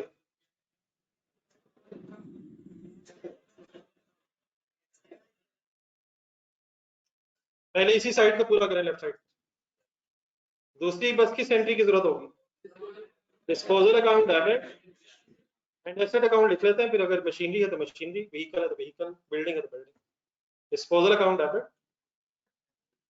And asset account credit, respective जो भी एसेट होगा जिसको बेचा क्रेडिट, लेकिन ये एंट्री किस अमाउंट से होगी? At the amount of WDV on the date of disposal, at the amount of WDV on the date of disposal। ये पूरे वर्ड्स क्लियर होते हैं जो मैं लिख रहा हूँ? किस डेट की WDV ढूंढेंगे? जिस डेट पे डिस्पोजल हुई, और उसको फिर कंपेयर करेंगे कैश के साथ, और इंशाल्लाह गेन या लॉस डिस्पोजल अकाउंट में कैलकुलेट होगा। बस 2 एंट्रीज ही सफिशिएंट होगी थी। नो सेपरेट लेजर तो फिर हमें सिर्फ कैश और एसेट की ही एंट्री करनी पड़ेगी। राइट साइड पे आ रहे हैं, तो राइट साइड पे हेडिंग क्या है? सेपरेट लेजर हो तो इवन देन क्या पहली एंट्री सेम है सर? बोल दे जरा क्या? Cash account debit disposal account credit.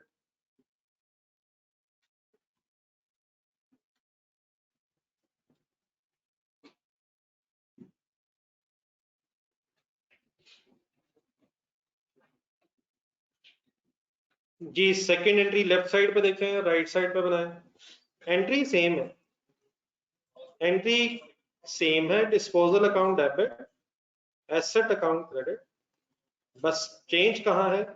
Eight cost. फिर एट कॉस्ट एंट्री हो, क्योंकि एसेट अकाउंट में फिर उसकी कॉस्ट आ रही हो और हमें कॉस्ट से क्रेडिट करना पड़ेगा। एंट्री से, लेकिन अमाउंट में WDV की जगह कॉस्ट कैलकुलेट करके या कॉस्ट ढूंढ के किया करेंगे, लिखा करेंगे।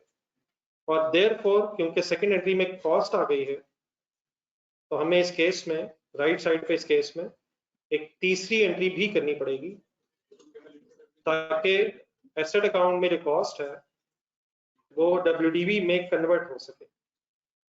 राइट साइड पे कोई तीसरी एंट्री नहीं है, सॉरी लेफ्ट साइड पे कोई तीसरी एंट्री नहीं है। राइट साइड पे बोले जरा ढूंढ के या ज़हन में लाके देख ले, एक नजर ढूंढ ले जरा कहाँ पहले लिखी है। Accumulated depreciation account debit and disposal account, accumulated depreciation account debit and disposal account credit।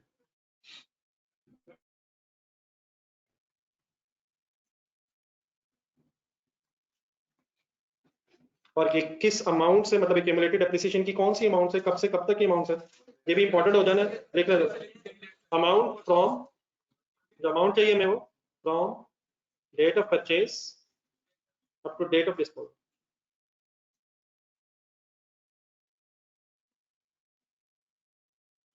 At amount from date of purchase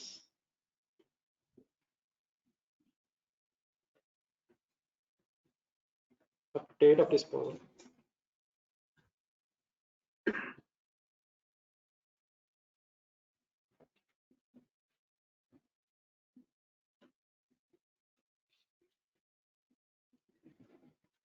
एक दफा दोबारा देख के एंट्रीज रिपीट करके बोलना दोनों साइड्स पे। एक दफा राइट साइड पे हाथ रख लो, सिर्फ लेफ्ट साइड देख के, फिर लेफ्ट साइड पे हाथ रख के राइट साइड बोले, बोले आवाजें आनी चाहिए।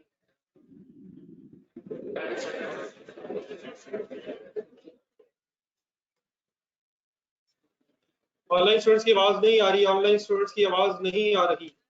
अगर आप बोलेंगे तो इंशाल्लाह आवाज मेरे तक पहुंच जाएगी। ऑनलाइन स्टूडेंट्स प्लीज, आवाज नहीं आ रही।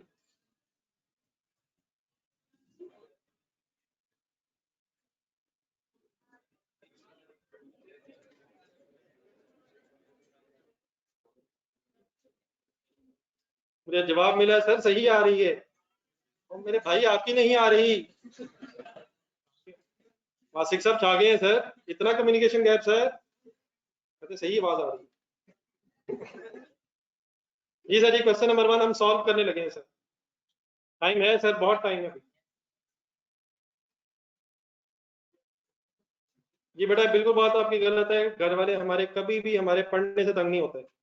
घर वालों को ये सरप्राइजिंग से एक न्यूज मिली हुई कि बच्चा पढ़ रहा है।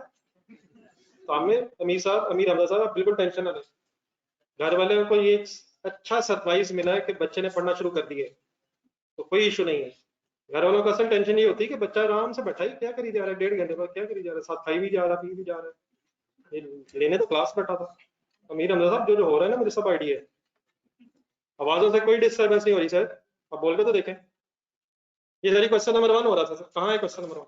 ये जैसे खोले हाँ, क्वेश्चन सॉल्व करें।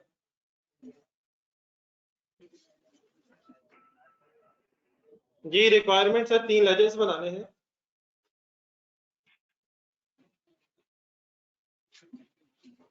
बस क्वेश्चन स्टार्ट है सर अल्हम्दुलिल्लाह।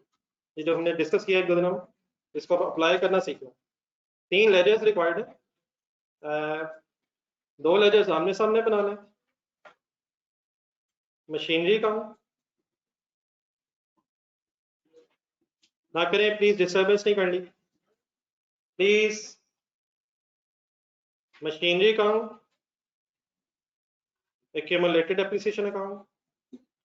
अच्छा, ये प्रोविजन फॉर डेप्रिसिएशन अकाउंट आपको जरूरी नहीं कि आप वर्ड यूज करें, पता जरूर होना चाहिए कि इसका मीनिंग एक्यूमुलेटेड डेप्रिसिएशन अकाउंट है। लिख लें या एक्यूमुलेटेड लिख लें, एज यू लाइक, लेकिन पता जरूर होना चाहिए।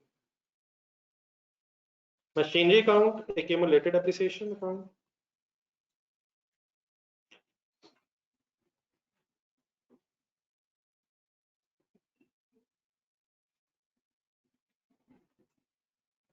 खुला खुला कीजिएगा प्लीज।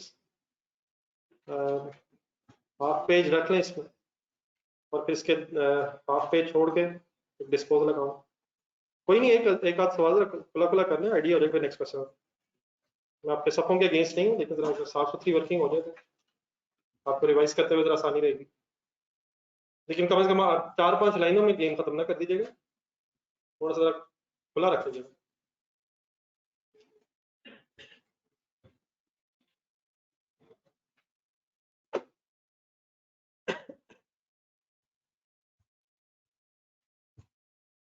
जी क्वेश्चन देखें, रिक्वायरमेंट देखें, लेजर्स में 3 बनाने थे। किस साल की वर्किंग करनी है? 2015 की वर्किंग करनी है। ये जो 2015 है, अकॉर्डिंग टू दिस क्वेश्चन, ये किस डेट से शुरू होकर किस डेट पे एंड हो रहा है? ऊपर जो लेजर्स बने हुए उसमें ईयर एंड 31 दिसंबर है, तो मीन्स से हमें 1 जनवरी 15 से लेके 31 दिसंबर 15 तक वर्किंग करनी है। तो आ जाए जरा, ये कहीं लेजर्स के ऊपर एक दफा लिख लें जरा डेट्स, तो एक ऊपर कहीं जगह बना लें। जनवरी 15 से लेके 31 दिसंबर 15 तक हमें सोचना है, इस अकाउंटिंग के एंगल से हमें सोचना है। 1 जनवरी,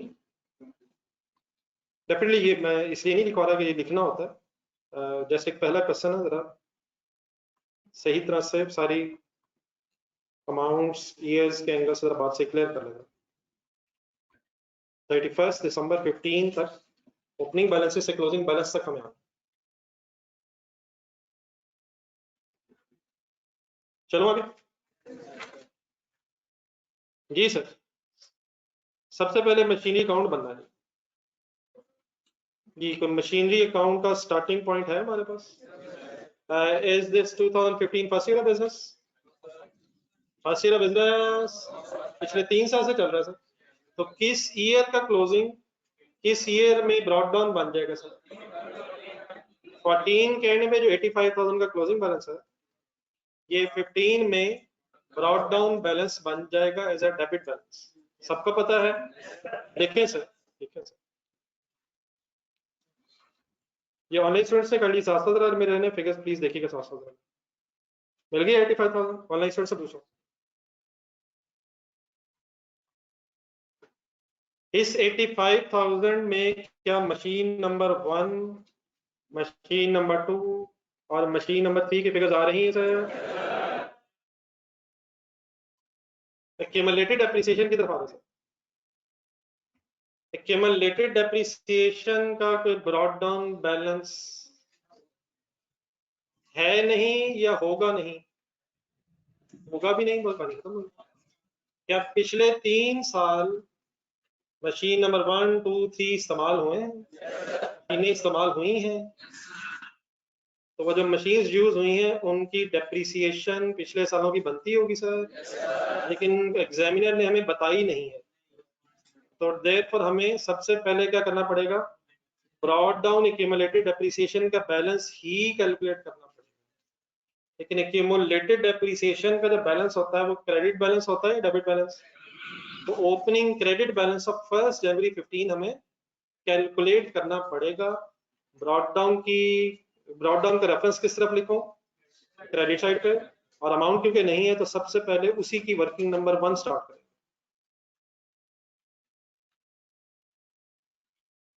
Why the accumulated appreciation has credit balance? पता है क्योंकि ऐसा कब हो रहा है। तो डेप्रिसिएशन तो डेबिट नहीं होती। होती है तो मैंने तो डेप्रिसिएशन की बात नहीं की, ये तो एक्यूमुलेटेड डेप्रिसिएशन की बात कर। डेप्रिसिएशन एक्सपेंस की बात हो रही है, एक्यूमुलेटेड डेप्रिसिएशन एसेट की बात हो रही है, और एक्यूमुलेटेड डेप्रिसिएशन से एसेट ने कम होने लगा, देयरफॉर क्रेडिट हो। एसेट के एंगल से एक्यूमुलेटेड डेप्रिसिएशन ने बढ़ के क्रेडिट हो। क्लियर है सर? आइए आप वर्किंग वन करिए, जहाँ डिस्पोजल अकाउंट के लिए स्पेस छोड़ी है उसे आगे आना है बाकी।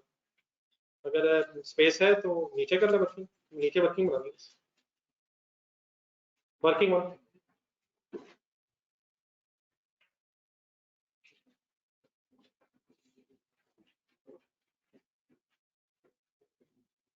वर्किंग वन किस मकसद के लिए हो रही है? What is the purpose of this working one? Heading बनाया जाता है, calculation of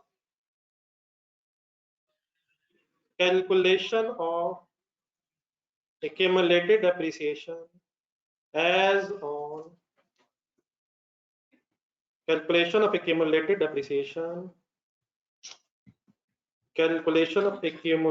depreciation as on 1st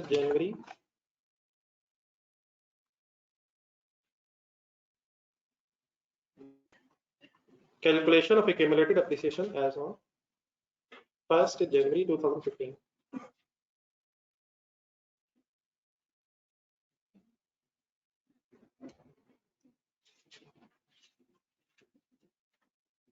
वैसे मैं इसे इस तरह भी देख सकता हूँ, 1 जनवरी 15 को जरा देख के बताइएगा कि हम 31 दिसंबर 2014 का क्लोजिंग ढूंढ रहे हैं, तो किस डेट का क्लोजिंग किस डेट पे ओपनिंग बन जाएगा?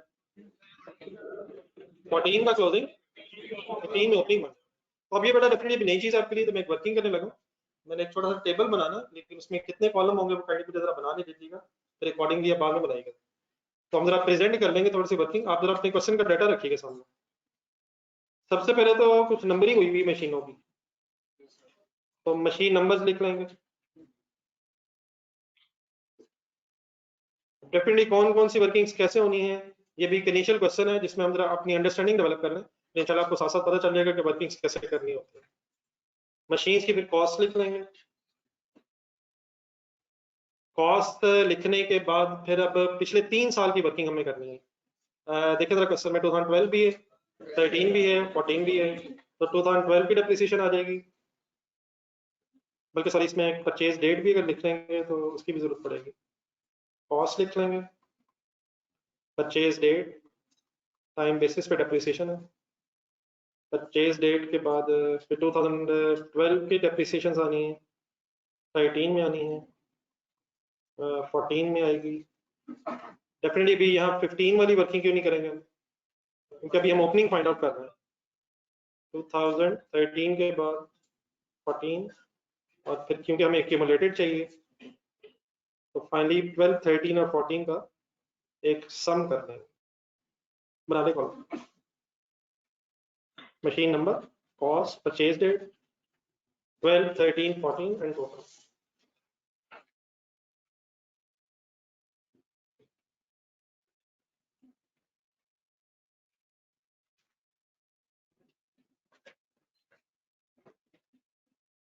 जो हजरात लास्ट टाइम में बैठे हैं, अगर कभी फिगर्स नीचे चली जाए तो बता दिया अगर नजर आ रही।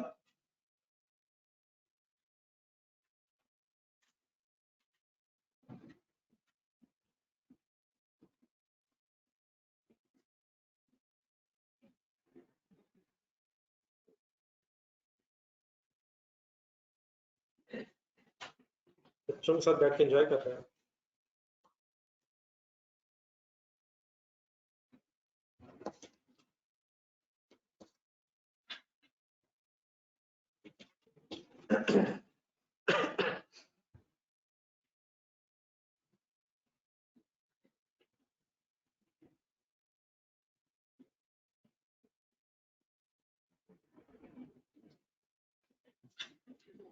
जी फारूक साहब, एक मिनट हम भी वर्किंग कर लेंगे, बिल्कुल सही है वर्किंग आपकी। जी सर, ये बन गया टेबल?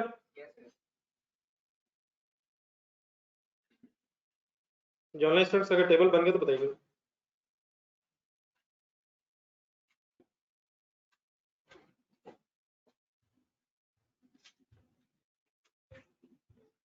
जी सर, जी मशीन नंबर 1 2 3 ढूंढना जी। मशीन नंबर 1 की कॉस्ट,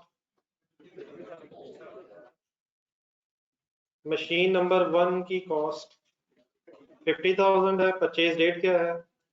1 जनवरी। ये काइंडली जरा डाटा खुद से लिखेंगे पहले 3 कॉलम्स का।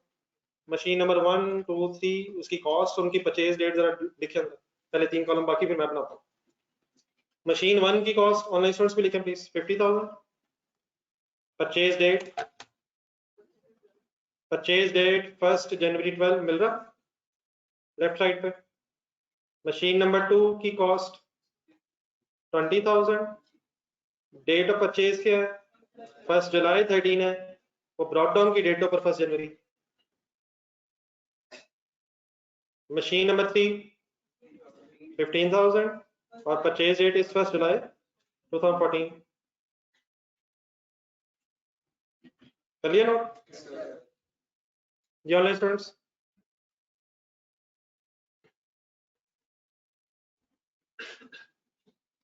परचेज डेट्स, अमाउंट करें बेटा फाइनल।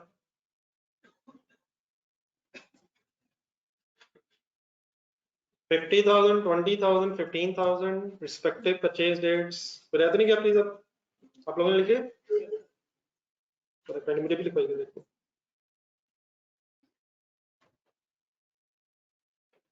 मशीन नंबर 1 कॉस्ट है 50, परचेज डेट है 1 जनवरी 12।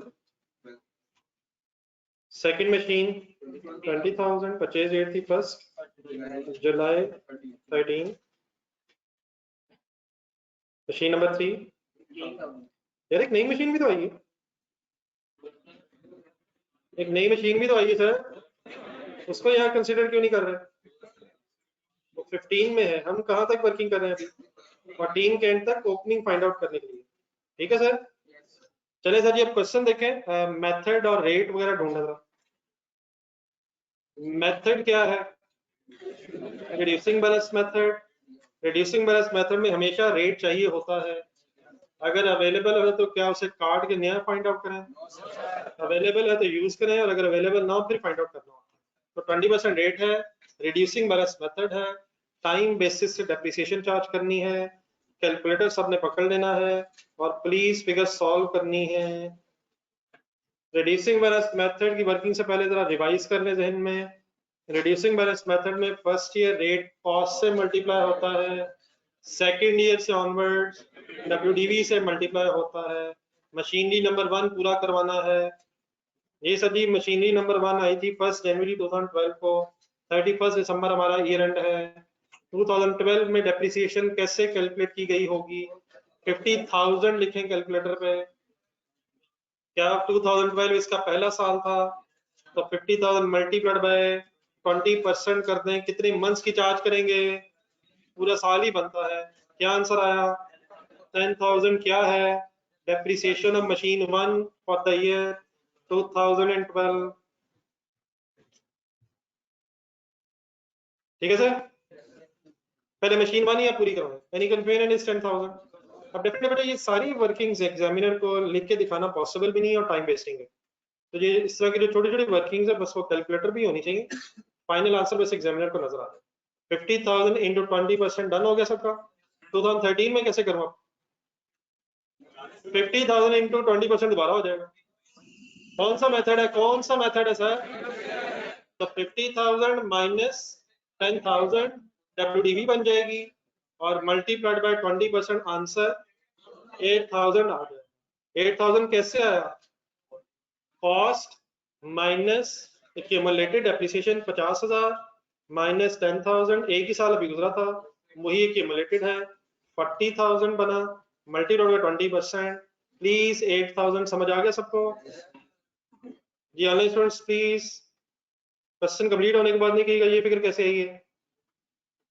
सबको पता चल गया यही कैसे है? 50,000 माइनस, ये लिखना तो एक आध फिगर लिख लें, एक आध वर्किंग लिख लें अगर लिखनी कहीं ऊपर नीचे फिगर।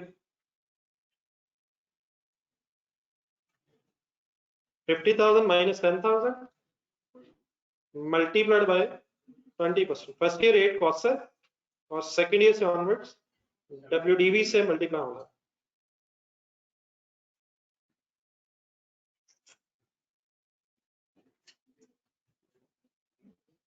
जी सर 14 करवाएं सर। वर्किंग वर्किंग पूरी बोले। 50,000 कॉस्ट थी, माइनस 10,000 माइनस 8,000 32,000 शायद, और मल्टीप्लाइड बाय 20% आंसर 6,400। 32,000 इंटू 20% 6,400 होता है। डन है सर? इन तीनों का सम करें, 10,000 प्लस 8,000 प्लस 6,400 24,400 का पूरा नाम बोले क्या है ये सोच के? Accumulated depreciation of machine 1 only. अब ये सिर्फ मशीन 1 की बहस था फाइनली। तो मशीन 1 पिछले 3 सालों में according to this information 24,400 rupees depreciate हो गई होगी। ओके जी प्लीज नेक्स्ट वर्किंग शुरू करें। मशीन नंबर 2 कितने की है, किस डेट पे आई है? 1 जुलाई 13 पे आई है। तो मशीन नंबर 2 की 2012 की डेप्रिसिएशन की वर्किंग करवाएं। तो सर जी 12 की वर्किंग करवाएं सर, क्या हो गया सर? मशीन कब आई है सर? अगर 13 में आई है तो क्या 12 में डेप्रिसिएशन तो नहीं आएगी? किस साल से शुरू होगी? 1 जुलाई 13 है तो 12 में बेटा डेप्रिसिएशन इसकी नहीं आएगी। किस ईयर से शुरू होगी? 13 से। अब 13 के एंगल से गेम शुरू करें। 20,000 कॉस्ट है, प्लीज प्लीज आपस की बहस खत्म करें। 20,000 मल्टीप्लाइड बाय 20%, 2013 अब इसका पहला साल है तो मल्टीप्लाइड बाय 20%, लेकिन कैंडी टाइम भी जरा देखें, 1 जुलाई है और 31 दिसंबर है। काम सीरियसली कंसंट्रेशन का है, अभी जरूरी नहीं कि आपके मंथ्स काउंट वैसे ही आते हो, तो जुलाई से दिसंबर प्लीज काउंट करके मंथ्स बताएं। इस तरह की गलतियां सिर्फ नेग्लिजेंस की वजह से होंगी। जुलाई अगस्त सितंबर अक्टूबर नवंबर दिसंबर 9/12 बन गया है, कितना बन गया सर? तो 20,000 multiplied by 20% multiplied by 6/12 answer बन गया। ऑनलाइन स्टूडेंट्स बताएंगे तो बात समझ आएगी। ये डन है सर? 2000 समझ आ गया सर? 14 में वर्किंग करवाएं सर, कैसे वर्किंग करवाएं? वर्किंग करवाएं 20,000 माइनस 2,000 multiplied by 20% is equal to 3,600। Okay sir? तो 14 में पूरा साल, लेकिन फर्स्ट ईयर जिस ईयर में परचेज किया था उस ईयर में 6 मंथ्स एसेट यूज हुआ है, दोनों का प्लस कर दें 56 है। ठीक हो गया? चले जरा टाइम जरा ज्यादा होता जा रहा है, नमाज के लिए भी टाइम गुजरा था, तो बाकी इंशाल्लाह कल यहीं से दोबारा शुरू करेंगे। अभी एक आध दिन अभी होमवर्क नहीं है, आप लोगों से रिक्वेस्ट है जो बातें होती हैं उनको जरा रिवाइज कर लिया करें ताकि चीजें सही तरह फाइनल हो जाए। नमाज बेटा पढ़ के जाया करें इंशाल्लाह, बस 5 मिनट तक दिमाग करवाते हैं नीचे। जी ऑनलाइन स्टूडेंट्स हो गए यहाँ तक बेटा? 3,600 कैलकुलेटर पे बेटा आया, क्या हो गया? 20,000 कॉस्ट है, माइनस 2,000 डेप्रिसिएशन थी और 20% रेट है और 5600 बेटा प्लीज इन दोनों फिगर्स को प्लस करके आया, साथ साथ सॉल्व करें। ये ठीक है 3600 और 5600।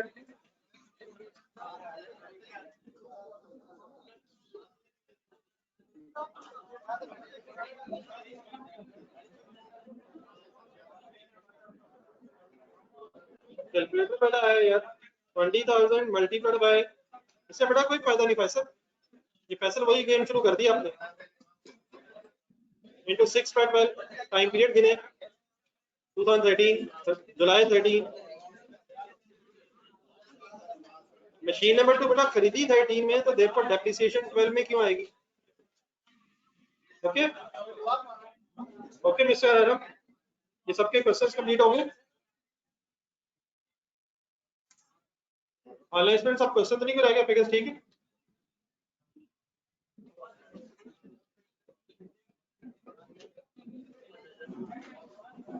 बेटा 6/12 करंटली काउंट कर लेना। 1 जुलाई की डेट है, तो 1 जुलाई डेट है, 31 दिसंबर ईयर एंड है। तो जुलाई अगस्त सितंबर अक्टूबर नवंबर दिसंबर काउंट हो गए 6 मंथ्स।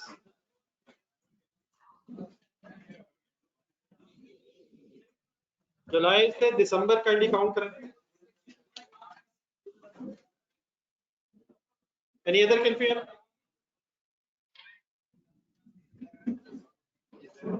ये रिड्यूसिंग बैलेंस मेथड है, हर साल पे रिड्यूसिंग बैलेंस मेथड ही करेंगे।